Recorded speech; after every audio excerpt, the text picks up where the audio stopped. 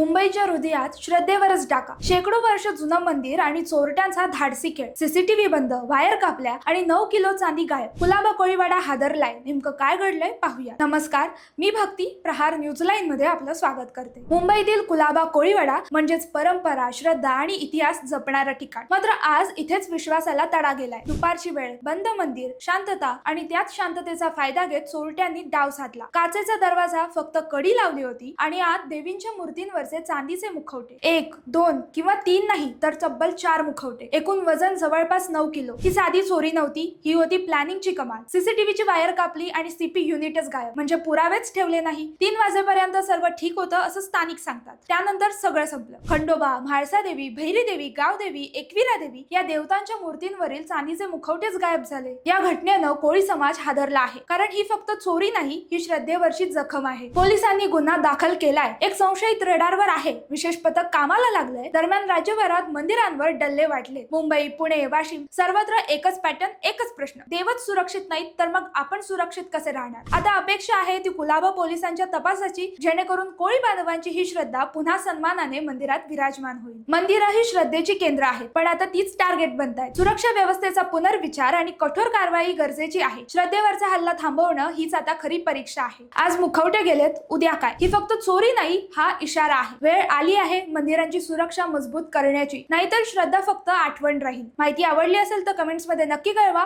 आणि असेच नवनवीन व्हिडिओ पाहण्यासाठी प्रहार न्यूज लाईनला लाईक, शेअर, फॉलो आणि सबस्क्राईब करायला विसरू नका. धन्यवाद.